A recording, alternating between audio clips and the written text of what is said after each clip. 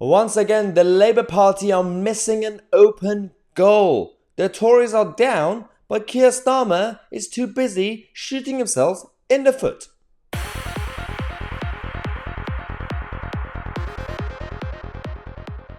Merry Christmas Eve again, ladies and gentlemen. This is absolutely chaotic right now. What's going on in Westminster? We've been reporting over the last couple of days on the state, the quality, lack of quality of our politicians. Let's talk about our favourite, this guy. Oh, Keir. Oh, dear Keir. So, Starmer is a bit confused. He doesn't know why his management skills are not fully working. I wonder why, said Keir Starmer. You had 3 candidates recently being fired or resigned, and you're getting away with it because your mainstream media friends are not talking about it. This is a problem in this country. What I'm about to tell you is not mentioned by the mainstream media as a package, because when you put them all together, all these tiny scandals, it's a trend. It's a big problem. They had 3 candidates recently falling into scandals and crises, and they had to get, they're taken care of. They went away.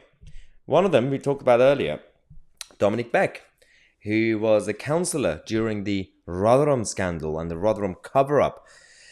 And of course, because of the backlash and everything that happened, they decided to get rid of him. And they said, Mr. Beck, can you just resign because your image is tainted and you're basically just destroying the whole party.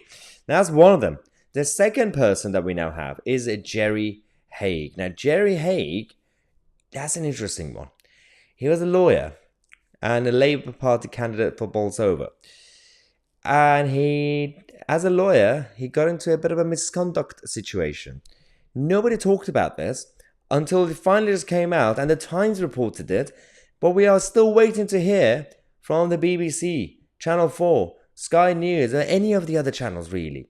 Jerry Hague admitted the professional misconduct after his firm deducted money from compensation awarded to sick miners. And he was fined over it. £5,000 at a time. Like, he's a disgraced lawyer. Literally a disgraced lawyer. And they decided to pick him as a future Labour politician, Labour MP. This is how we get into these situations, by the way, ladies and gentlemen. For years and decades, really, we have a set of politicians or political candidates for general elections that don't really get vetted properly. Obviously, the first responsibility is the national parties, then the local parties, then the local press and media, then the national press and media.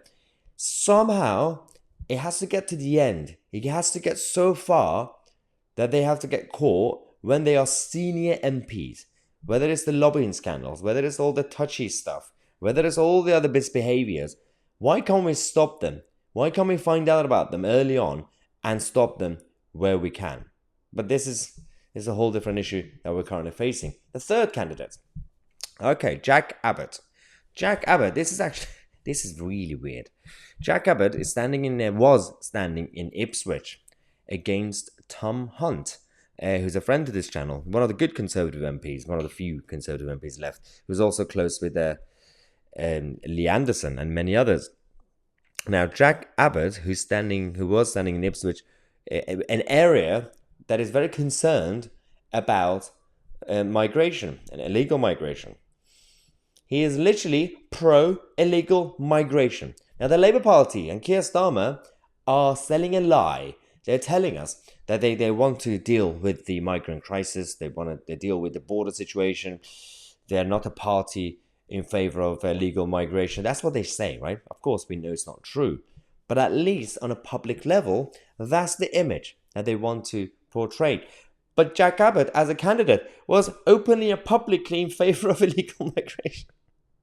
Now, this guy travelled to Calais in France a number of times over the last few years to, obviously, when the illegal migrants were going through the process, to work with the people smugglers, to pay them money, to find a way to get on a boat or, a lorry through the English Channel or tunnel. He was there and he was supportive. Now, of course, his opponent, or now former opponent, because Jack is not standing in Ipswich anymore, Tom Hunt, who is the MP there, said that the people of Ipswich are rightly very angry that a major hotel at the heart of the town is currently being used to accommodate those who have illegally entered our country. I've always wondered why the Labour candidate has been silent on the issue. Maybe this is why. Yes, Tom Hunt, that is exactly the reason, because he was actually in favour of illegal migration. He was in favour of not just giving them 4-star, 5-star hotels. He definitely wanted them to have a free mansion and free healthcare, free education, free mobile phones, free Domino's pizzas, free jobs and everything. Probably tax-free. This is what they want. These idiots don't really think. All they care about is their own agenda, their own leftist agenda, to destroy the country. It's part of their plan.